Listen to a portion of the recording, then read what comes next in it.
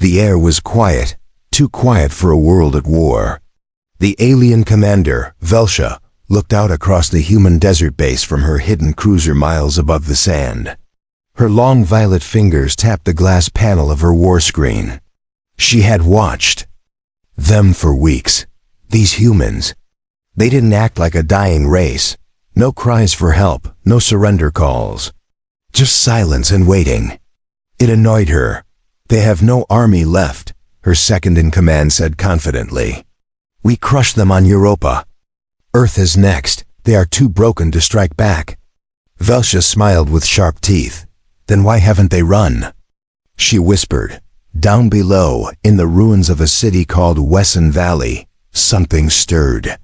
A man in a sand-covered cloak knelt by a broken antenna tower. He adjusted the old human tech, now mixed with alien scrap. His name was Major Kane. He had a scar running from his neck to his shoulder, and eyes like storm clouds. He pressed a button. A light blinked green. The signal was ready. Kane stood slowly, looking out toward the darkening sky. Drones hummed in the air, invisible to most. But Kane wasn't alone. All across the valley, others were doing the same. Silent, careful, fast. Not an army yet, just survivors. But they weren't just hiding anymore. They were preparing. Velshia leaned back in her floating command chair, staring at the screens. One human left their bunker this morning. They went east. Then west, random, no weapons, just walking. Her lieutenant grinned. Cowards, they're done. But something inside her stomach twisted. She'd studied humans. Their history was chaotic. They were weak but clever. Emotional but unpredictable. And when cornered, dangerous. 3 nights ago, one of her scout ships went silent. No distress call, no wreckage, just gone. She had blamed system error. But now she wasn't sure. The human known as Kane walked back to the underground shelter. The door slid open with a soft hiss. Inside, young fighters trained with wooden poles and salvaged rifles. Others welded armor out of scrap metal. The humans were not preparing for defense. They were building something for attack. One girl, no older than 17, looked up. Major, is it time? Kane didn't answer. He walked to the center of the room and turned on the old hologram table. A 3D model of the alien ship hovered in the air. Yes, he said. Tonight, they stop calling us cowards. Velshia's fleet hovered in the high atmosphere. She planned to descend in 2 days, crush the last cities, and raise her flag on Earth. She had already written her victory speech. Her species, the Zal'ven, believed in showing power through patience. But maybe, just maybe, that patience would cost them everything. The first blast came at 3:12 a.m. Earth time. A sound like thunder, but sharper. Alien soldiers rushed to the hangars. Then came the lights. Human flares shot straight into the sky, not as signals, but to blind the enemy's sensors. Then came the swarm. Velshia watched in horror as dozens of human hover bikes appeared out of the canyon fog, painted in stolen alien tech. They moved like lightning, too fast for her targeting systems. Explosions lit the sand below. Alien walkers burst into flames. We didn't detect this, screamed her systems analyst. They rebuilt the EMP towers. Someone yelled. Velshia stood slowly, staring down at the human counterattack. They never stopped fighting, she said. They were waiting for us to get comfortable. Major Kane rode at the front of the charge. Dust sprayed behind him. Explosives lined his belt. He aimed straight for the alien supply ship. Gunfire rattled in every direction. A Zal'ven guard blocked his path, but Kane didn't hesitate. He leaped off the bike and tackled the alien, planting a bomb before rolling away. The sky lit up again. In just 9 minutes, the main supply ship was down. Velshia's mouth opened slightly. Her ships began lifting back into orbit. They're too wild, her pilot muttered. They don't fight like us. They fight like they've got nothing left to lose. She looked at the humans below. That's because they don't. She whispered, but she wasn't scared yet. This was only a sneak attack. They'd fall back. The humans couldn't win a full war, not with sticks and scrap metal. She still had an entire fleet in orbit. Dozens of cities were still in her grip. But even she couldn't shake the feeling. Deep inside, something had changed. For the first time in weeks, Velshia saw humans not just hiding, but charging into battle. Young, old, male, female, screaming war cries in dozens of languages, firing weapons made from broken machines and alien parts. It was not organized, but it was unstoppable. Major Kane pressed a button on his wrist. Phase 1 complete. Tell them, humanity is not silent anymore. In the shadows of ruined Earth, the war had roared back to life. And this time, the Zal'ven weren't ready. The alien fleet had pulled back, but Earth was still burning.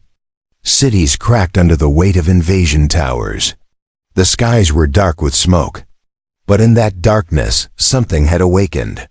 Humanity had struck first, and the Zal'ven felt it. In a hidden bunker beneath the old Chicago ruins, Major Kane patched up his arm. It was burned from the last explosion, but he didn't care. Across from him, his crew gathered around a new holomap. The first raid had been a success, but it wasn't enough. If they wanted to win, they had to do something the Zal'ven would never expect. They think we'll hide again, Kane said, tightening a bandage. So we hit harder. Tonight. One of the scouts shook her head. We don't have enough people. We've lost comms with the West Outpost. We're barely standing. Kane looked at her with cold eyes. And yet we're still here. We've survived worse. And now we know their weakness. The room fell silent. Everyone knew what he meant. The Zal'ven were powerful, but they relied on one thing, fear. They expected their enemies to surrender. They expected humans to break. But that was their mistake. Velshia stood inside her command chamber aboard the flagship Voronax. Her clawed hand tapped the glass. Reports came in faster than she could read them. Power outages, firestorms, human sabotage units slipping past. Sensors. How were they coordinating without satellites? One of her officers stormed in.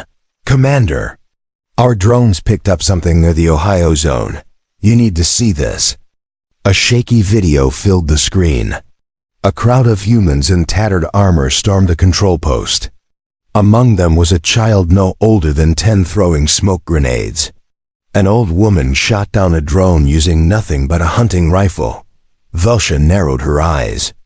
They're using civilians now? No, Commander, the officer said. Everyone's a fighter now. The Zal'ven prided themselves on order and strength. Their warriors were trained for years. But now they were fighting a chaos they couldn't predict. Humans weren't following any plan. They followed rage and hope. Back on Earth, Kane met with an old friend, Dr. Sarah Lynn, a former satellite engineer turned rebel. She held a cracked tablet in her hands. We've cracked their fleet signature, she whispered. If we hit this signal relay, we blind their ships for 10 minutes. Kane's eyes lit up. 10 minutes is enough to make them bleed. He turned to his fighters. Suit up. We're going ghost hunting. The next night they moved. Under the cover of black smoke, Kane's team approached the relay tower. It floated above the new Atlantic ruins, protected by automated guns and flying sentries. The humans crawled through wreckage, past burnt-out buildings and bones turned to ash. They carried no flags. Only fire in their hearts. One of the fighters, a young man with a limp, whispered, My family died on day 1. This is for them. They reached the base of the tower. Kane glanced up. We go up. Fast and loud. They climbed the structure like spiders. The Zal'ven didn't expect an assault from below. Explosions lit the sky. Humans screamed battle songs. Alarms blared as the alien gunners activated, but it was already too late. Kane placed the charge and detonated the relay. The alien sky darkened. Static screamed in the fleet's ears. Velshia grabbed the console. What just happened? They've blinded our main sensors. We're flying blind. Velshia growled. Launch backup systems. Prepare counterattack. But it was already too late. Human jets patched together from ancient Earth tech soared from behind old mountains. They dropped stolen Zal'ven bombs onto her landing stations. Her army was losing ground. For the first time in her life, Velshia tasted panic. She broadcast a message across the fleet. Do not retreat. You will hold your ground. We are Zal'ven, but not all listened. Several commanders began pulling back. They feared what was coming next. The humans had roared once. What if they didn't stop? Inside the bunker, Dr. Lin looked at Kane. The fleet's cracking. If we hit their core drive ship, they can't stabilize orbit. That ship controls gravity anchors. Kane stood. Then we take it down. Someone asked, with what? Kane smiled, with every hand that's still breathing. Across Earth, the call was sent. From forest camps, from subway shelters, from caves and broken farms, the humans gathered. This wasn't just survival anymore. This was a rebellion, and it was only beginning. The night skies above Earth looked like a battlefield of stars. Flames flickered across the clouds as burning wrecks fell from orbit. Alien ships screamed through the atmosphere, spinning out of control. Humanity was striking harder than anyone had believed possible. In the shadow of the Appalachians, Major Kane stood before a gathering of fighters.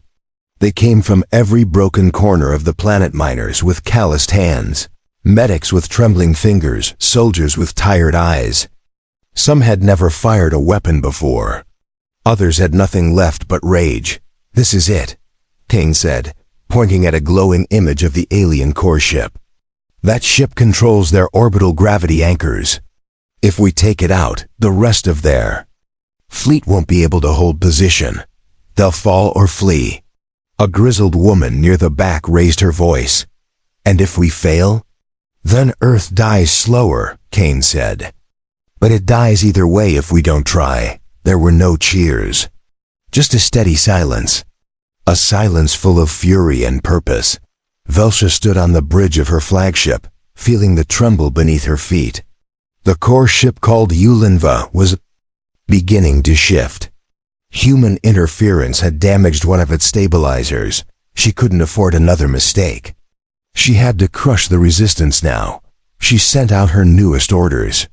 Eliminate every ground signal. Erase every human presence.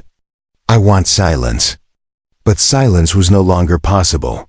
On the ground, Dr. Lin activated a cloaking field made from old satellite dish parts. The human strike team moved like ghosts through the forest, dragging crates of explosives and hacked alien tech. Above them, the Ulinva floated like a glowing mountain in the sky. Kane looked up at it. You ever bring down a mountain? He asked the young fighter beside him. The girl grinned. Not yet. They reached the launch site. It had once been an alien mining platform, now reprogrammed by human engineers. The team boarded an old human shuttle covered in Zal'ven armor plating. It wasn't fast, it wasn't pretty, but it could fly. As the engines roared to life, Zal'ven sensors picked up the heat signature. Unknown aircraft approaching the core ship. Shouted a technician on Velshia's bridge. Intercept immediately. Velshia screamed. 3 enemy interceptors rose from the clouds, chasing the stolen shuttle. Laser fire danced across the sky. The shuttle twisted and turned, but it couldn't outrun them. Inside, Kane opened a side panel. We brought something special. Dr. Lin armed the device, an EMP pulse generator built from a water heater and alien energy cores. She pressed the button. A pulse burst outward. The interceptors jolted and fell like birds with broken wings. The shuttle punched through the cloud layer and reached the belly of the core ship. Docking hooks ready, Kane shouted. The ship latched on, and the team jumped out, landing boots first. Onto the enemy hull. Guns in hand, they moved fast, cutting through panels and entering the maintenance corridors. Inside the core ship, the Zal'ven soldiers were ready. Blades in hand, rifles charged, they waited. They were taller, stronger, faster, but not hungrier. The first clash came near the fusion coil room. Human bullets met plasma blades. Screams filled the halls. Kane ducked under a swipe and shot two guards before rolling forward. Blood both red and blue spilled across the steel floor. They planted the first charge, then the second, then the third. Each blast was timed perfectly. Dr. Lin ran wires through the ventilation shaft while others covered her from above. Sparks rained down as alien metal twisted under human fire. Velshia stared at the live feed. "Impossible," she whispered. "They're inside Ulinva?" An officer trembled. They bypassed all lower defenses. They used the old gravity well to boost entry. Velshia's fists clenched, then crush them. Seal the entire lower decks. Vent the air.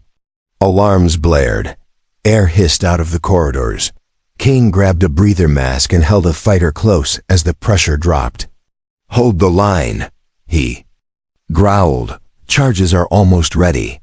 One final Zal'ven squad dropped from the ceiling. They hit hard. Bones cracked. Gunfire lit the dark. Dr. Lin screamed as a blade grazed her side, but she didn't stop. Her fingers danced across wires. She finished the sequence and looked up. "Now!" she yelled. Kane slammed the final detonator. A deep rumble shook the entire core ship. Outside, on the surface, humans looked up and saw fire. The Ulinva shuddered. Its gravity anchor cracked. The engines failed.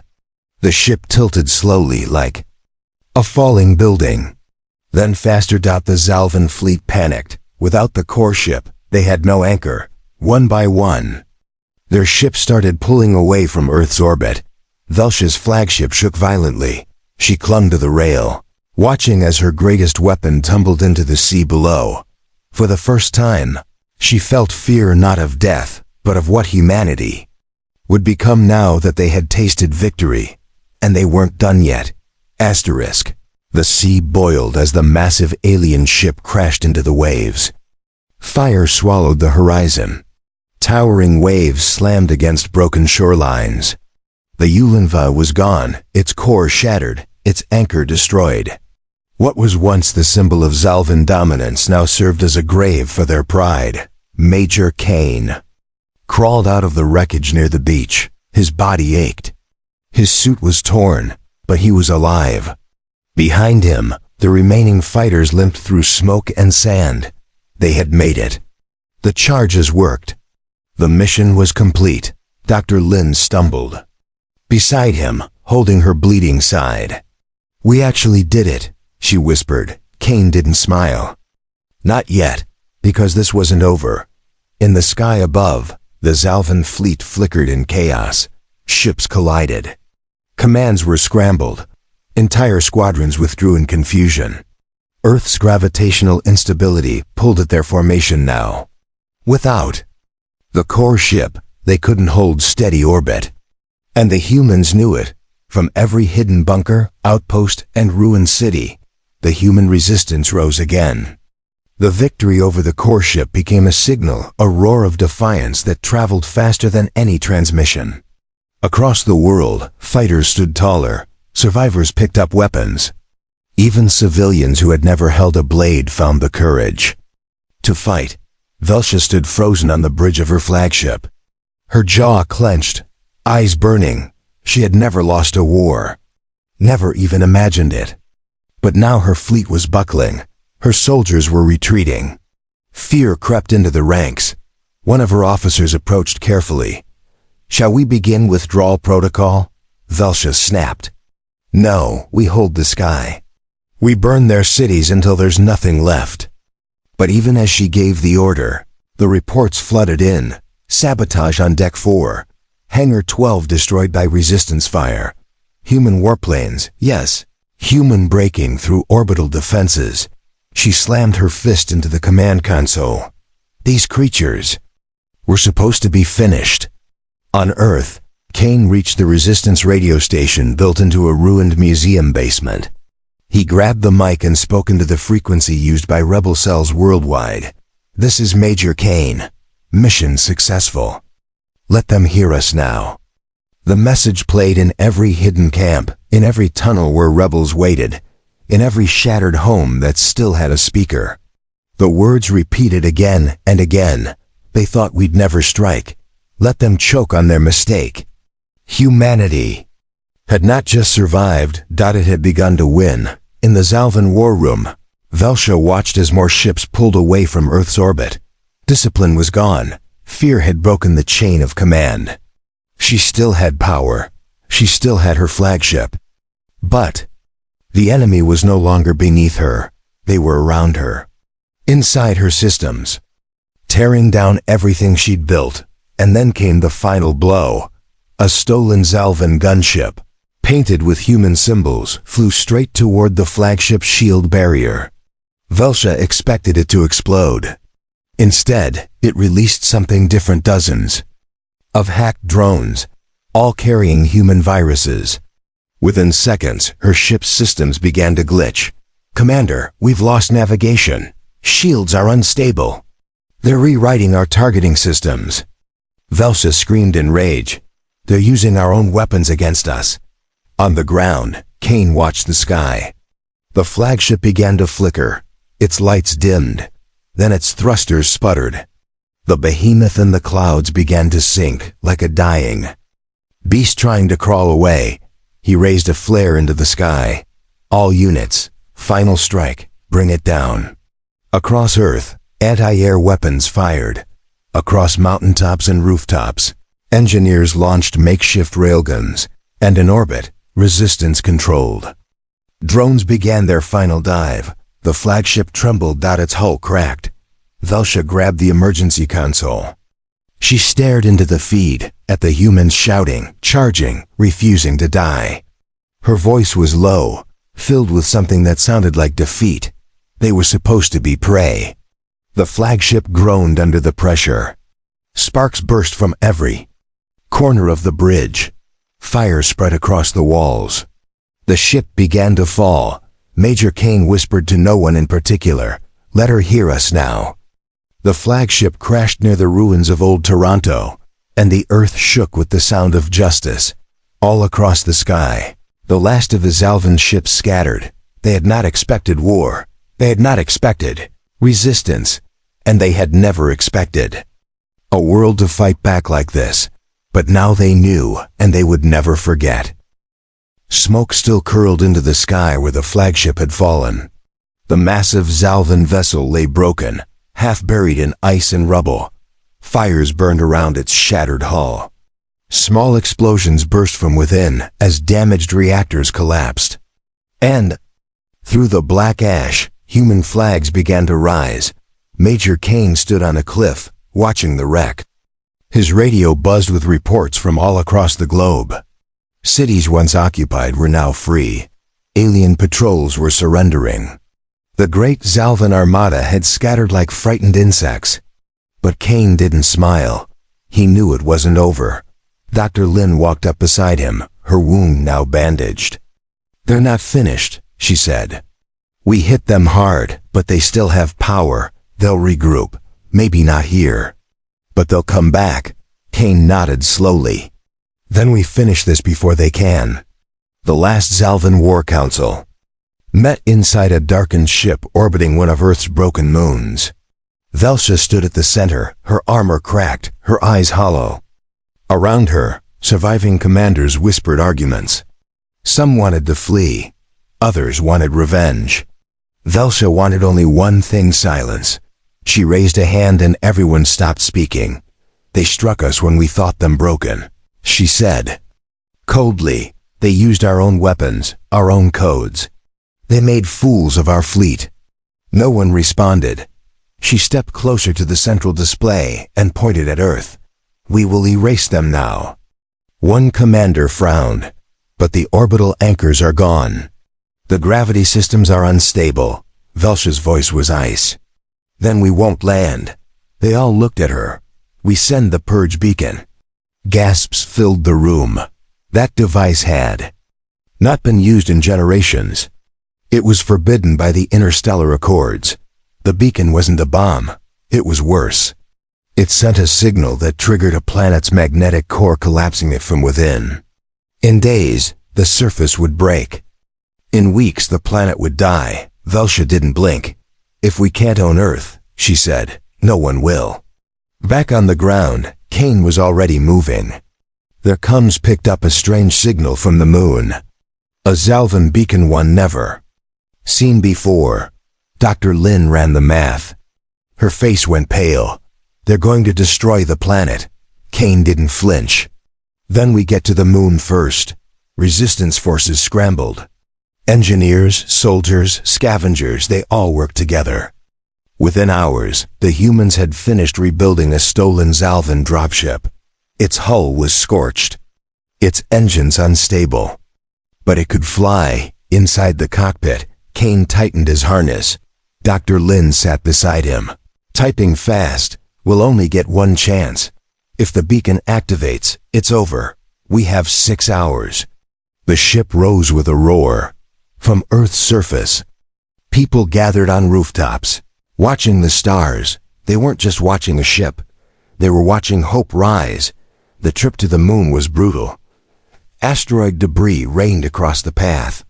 Defense drones launched from hidden stations. Kane flew. Like a storm, weaving through chaos. Dr. Lin hacked systems mid-flight, shutting down weapons and rerouting sensors.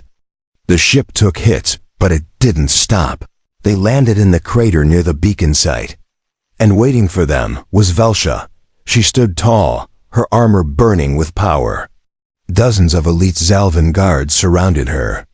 Behind them, the beacon hummed. Lights pulsed brighter with each second. The countdown had begun. Kane stepped forward. "We beat you once," he said. "You'll fall again," Velshia laughed softly. "You don't understand. I don't need to win. I just need you gone." She raised her weapon. "Earth ends today." Gunfire erupted. Kane rolled into cover as plasma blasts scorched the rocks. Human fighters fanned out, striking with fury. Explosives cracked through alien shields. The battle was quick and brutal. The ground shook. The beacon surged with energy. Dr. Lin ran to the terminal. "I can't stop it from here," she shouted. "We need to shut it down from the inside." Kane didn't hesitate. He charged straight through enemy fire. Velshia tried to intercept. But Kane ducked her blade and slammed into the beacon's access hatch. He forced it open and dove inside. Inside, the pulse was deafening. The machine was alive, angry. He climbed into the core, dodging sparks and spinning heat coils. He found the main reactor node and pulled out the detonator. He'd saved for this moment. Velshia realized what he was doing. She screamed. "No!" Kane pressed the trigger. A flash of light tore through the crater dot and the beacon died. Smoke filled the air. Silence followed. The remaining guards fell back. The light of Earth's sun peeked over the horizon. Kane emerged from the wreck, alive but burned. His armor was nearly gone. But he was still standing. Dr. Lin ran to him and helped him up. "It's done," she said. He nodded, looking at the stars. "They tried to silence us. But now the galaxy will hear us." The moon was quiet again. The crater still smoked where the beacon had been. Its twisted metal corpse hissed steam into the void. The weapon that was meant to end Earth now lay dead beneath human boots. Major. Kane stood near the edge of the crater, his body shaking but unbroken. His armor hung in scraps. His right eye was nearly swollen shut. But he looked up and saw Earth glowing like a jewel in the sky. They had saved it. Dr. Lin patched his side carefully. Her hands moved fast, her face calm. She had seen too much. Death, too much loss. But for the first time in years, she allowed herself to breathe. Behind them, the last surviving Zal'ven ship hovered weakly above the moon's horizon. Inside, Velshia limped toward the control console, blood dripping from her lip. Her elite guards were gone. Her fleet was scattered. Her last weapon destroyed by the very species she thought would beg for mercy. She stared at Earth's blue curve. On the screen, "How?" she whispered. "How did they do this?" A voice came through the comm system, cracked and low. It was Kane. "We did it the same way your empire forgot to guard against. We didn't stop." Velshia sat slowly in her command chair. Her claws trembled. The might of her people broken by scraps, sabotage, and sheer human will. No training had prepared her for that. She looked around the empty bridge. Then she reached for the recall lever. The remaining Zal'ven ships across the system got the message. One by one, they turned. They left Earth's orbit. Not information, not with pride. They fled. The war was over.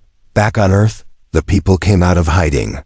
For the first time in years, the sirens didn't sound. Skies opened up. Ash fell like snow over the city ruins. Children who had grown up underground stepped into the sun, blinking at the light. All across the world, resistance camps opened their gates. The sick were carried into the light. The wounded were treated in the streets. Flags were raised again, but this time not for nations. Not for borders, not just for survival, just for humanity. Kane returned to Earth 2 days later, carried down by a repaired shuttle. He stepped out to a sea of hands reaching to touch him. Not as a hero, but as proof that the impossible had been done. A small girl handed him a flower grown in a cracked pot in the rubble. He took it silently and kneeled down beside her. "Keep growing things," he said. Dr. Lin was offered a position on the World Council, which had reformed in the wake of victory. But she refused. "I'll rebuild the satellites," she said. "The ones they couldn't destroy." In the months that followed, the old cities began to rise again. With human hands, with tools made from enemy wreckage. The fallen ships of the Zal'ven were pulled apart and turned into homes, power grids, and bridges. People didn't forget the war. They carved it into the walls. They told stories around fires. They taught it to their children, not just about the suffering, but about the day humanity roared, far beyond the solar system. In corners of the galaxy where Earth was once a joke, the story spread like a storm.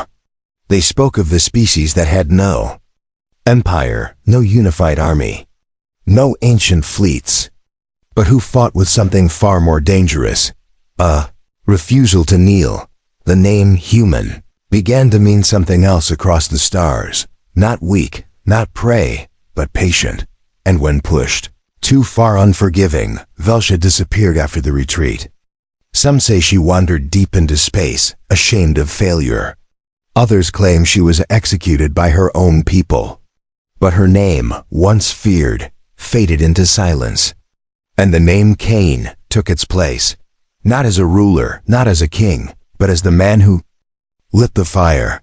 Years later, under a rebuilt sky, Kane stood beside Dr. Lin on a green hill outside a reborn city. Children played in fields where machines once hunted. And in the sky, a new satellite blinked with blue light, broadcasting Earth's signal into the galaxy, not as a call for war, but as a promise. If you come for Earth again, know that silence is never weakness. Know that one day we will roar, and this time louder than before.